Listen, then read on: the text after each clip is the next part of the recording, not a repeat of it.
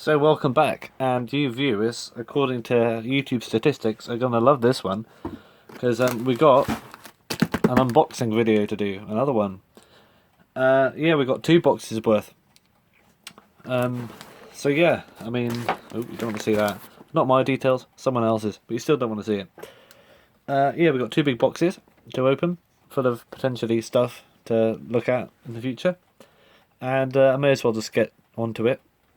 Because yeah, according to the YouTube statistics, unboxing videos are my best performing videos, and therefore I assume people will like it, and it's also fun to do. So I've saved up my enthusiasm. These arrived about an hour ago. Been saving up my enthusiasm and excitement for you to watch. So yeah, hope it's worth it. And what is that on my knife? Bit of packing tape. We can carry on. So, I know what is in these. Well, I don't actually. It could be completely unexpected, and therefore I'll probably have to send it back. But if it is what I think it is interesting. So, no more waiting required. Let's get to it. I've got my good old Stanley 99 here. Yeah, you know, this is a pretty unusual knife, Stanley 99.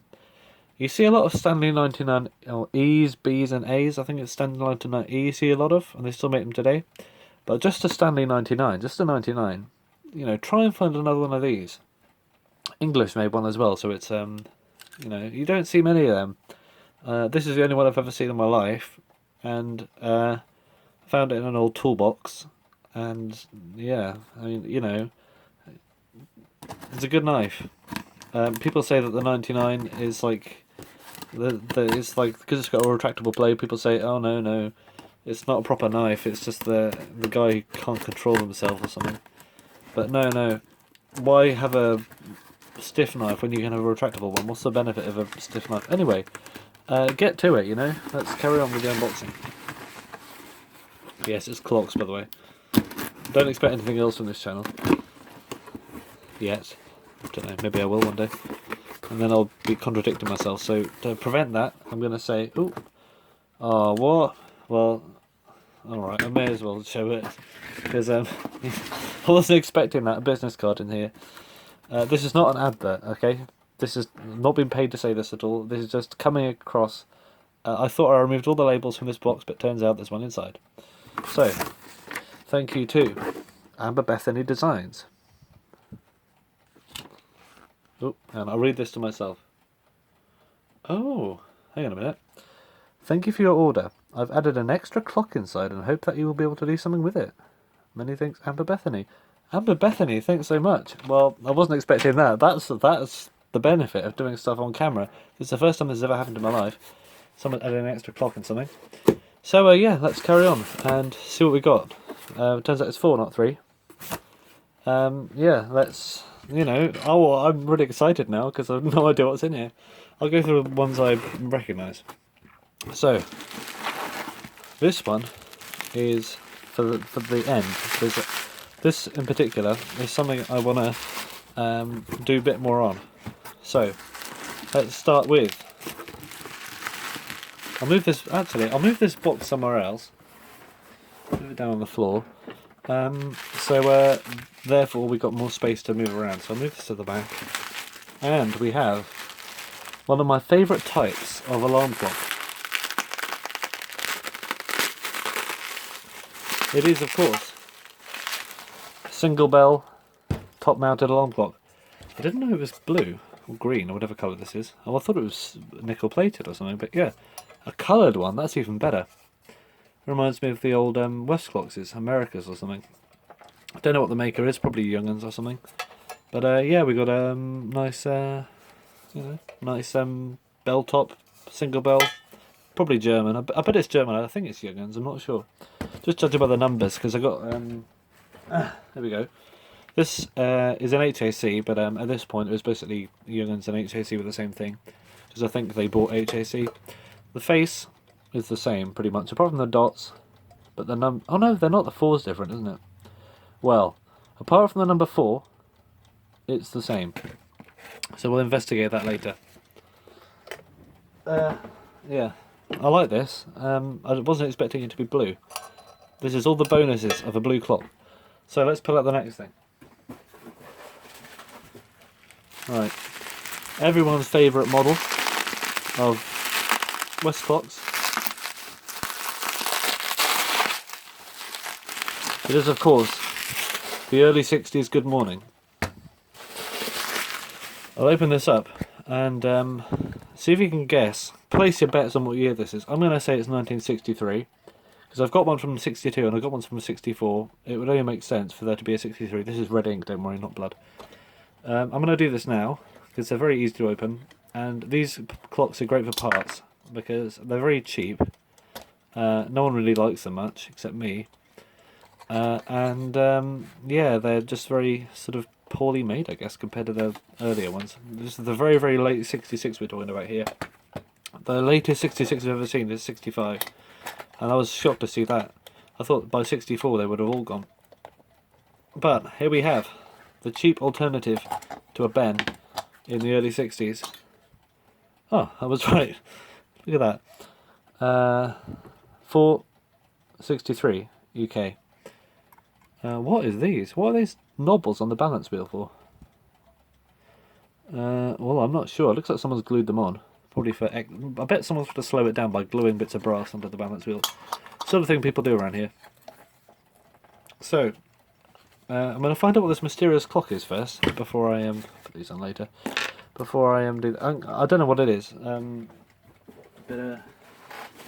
Are we ready? Ladies and gentlemen, for whatever... It's very lightweight.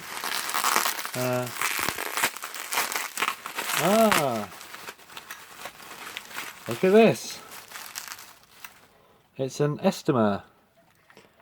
Probably a is that probably a Jaeger movement in there or something? That's nice, isn't it? Don't see how you're supposed to turn that off with the thing under the bow, but unless that's the hammer. It looks like someone's taken a knob off the back and used it as the hammer for the bells. Yeah, that's nice of the seller. Well, I shall provide, as always, excellent feedback on this surprise discovery. Yeah, I don't have one of these. That's quite nice, isn't it? Reminds me of the Gold Bull, which I just sold. I'm going to need to pack this up and sell it to someone who literally bought it about an hour ago. But yeah, I will see what I can do with it, as I said. So, surprise clock. Cool. First time it's ever happened, and I'm absolutely delighted. So, before we move on to the next box, I'm going to go through what this is and why it's special. Oh, it's bright red, isn't it? It's like a fireman's fire engine.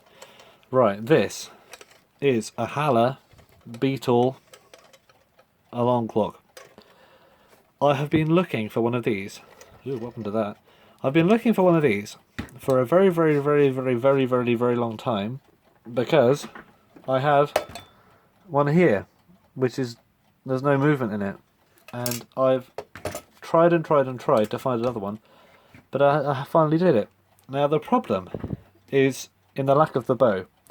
Normally you can, like I've done with this one, this is just for show, there's nothing inside here. I did put a 66 inside here once, but yeah. Thing is, this is early days with me, and I trying to repair it. I ended up breaking the. Don't ask me how I did it. I managed to break off the plate where the. In fact, I'll show you what I mean. I don't have that thing because I sold Steampunk on eBay or something like years ago. Right, but here, on this movement, you've got where the pallet goes in. The plate is sort of cut away, which means that you can sort of bend it a little bit, just to ease the pallet in to put it in afterwards.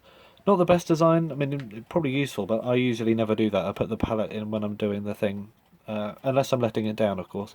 Maybe that's what the benefit's for.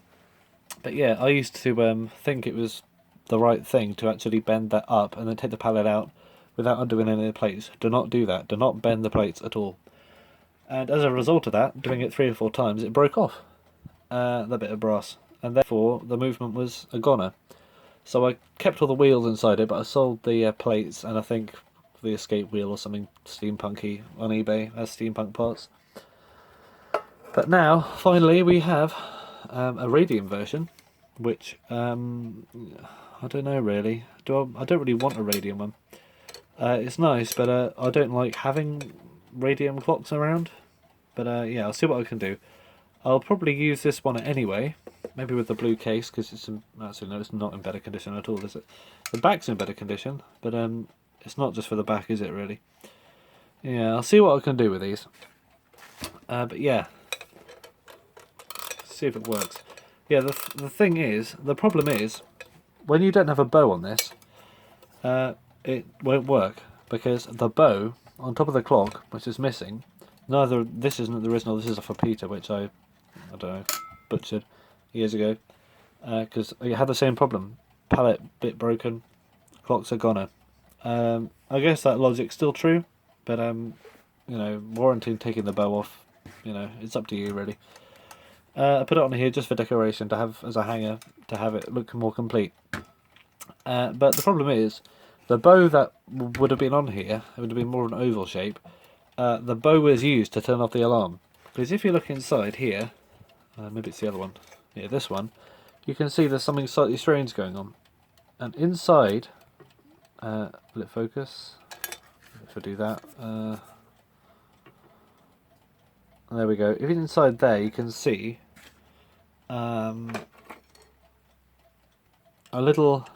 there's a thing in there, a little button that moves up and down. Don't know if you can see it moving up and down with my screwdriver, but yeah, it moves up and down, and that gives a pin that blocks the hammer on the inside. So without the bow, you can't turn off the alarm. So what I'm thinking about doing in the far future is filing down one of the ends of this bow into the right shape so that it'll work, and then I can have a fully functioning beetle, which are pretty unusual clocks, but they're really nice. So that's it for the first box. I think we've got enough time to move on to the next box.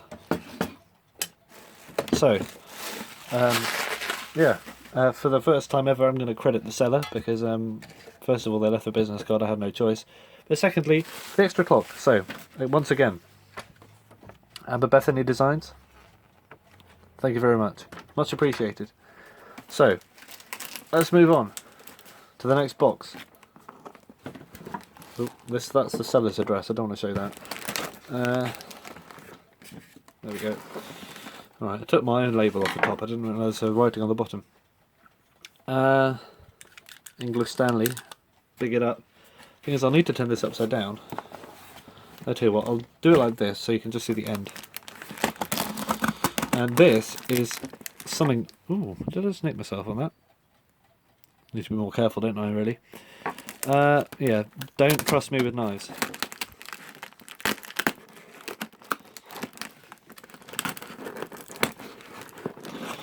You should always say, they always say cut away from yourself, but really that's a very inefficient way of cutting. No, I didn't. It's all intact. My hands are intact, don't worry. Unless you really want me to cut my hands, which is, you know, not... You should leave the channel. Right, this is something pretty special. Are we ready? Oh, you can see it. Oh, why is it big? Westclocks, fans and fanlets. Check this out. And this is totally not what I was expecting, to be honest. Check this out. This is massive. Why is this so big? Yeah, this is a giant wall clock. Westclock's wall clock. Westclock's on it. I've never seen the likes of this in my life. It's got the numbers on the back of the glass. I thought this was just going to be... right, this is a piece of black metal or something with the numbers stamped on it, and then this was just a gold colour bit in the middle. I wasn't expecting this to actually be 3D. How amazing is that? That's brilliant. Look, I love this. This is the most amazing sort of mid-century kind of... This is the best wall clock I've seen in my entire life. Or at least one of them. Sorry other wall clocks, but this is cool. So, this is way better than I'd expected. And I keep saying this, but literally, this is about double the size I thought it was going to be. It's double the weight, for one thing. But look how cool it is. It's like glass on top of a raised bit. In regards to the movement inside here, I've got no idea. I thought we were going to find that out in the next episode, because I'm going to go straight onto this one rather than the other ones. Yeah. Look. Westclocks Limited, Dumbarton, Scotland. No model name on there. That's the annoying thing about these, the Scottish ones. There's not much cataloguing, and I think this is probably from the early 60s or something. Early to mid 60s, maybe even earlier. Judging because it's a hefty thing. This it's probably either got the aluminium H frame movement in it, like the Moonbeam has, or the earlier one where they've used a Logan movement and just taken the alarm out of it. I think there's evidence of squirrels or something inside here, but it's making weird noises. Oh no, that's the wire. Yeah, there's a bit of cord still left on it, which is good because it means I know what kind of cord it was. Not that that's important at all. I could put a really short plug on here, I guess. But yeah, thanks for watching this very, very... Well, what a brilliant surprise. First of all, we got an unexpected clock, which is very nice. And I shall... Does this even work? It's fully wound up. I'm assuming it doesn't. But still, I can make it work, can't I? And this whopper of a really cool clock. Yeah, check this out. I'm gonna hang this up when it's over because I'd like to do a series on this. Be a great example of a Westfox Electric to do on this channel, wouldn't it? Absolutely brilliant. All right, well I will be as happy as this for the rest of the day because I'm very happy right now. Yeah, kind of guy where a big wall clock can make someone happy. That's all you need, really. So, thanks for watching, and I hope you enjoy the next few videos, and that you subscribe and something.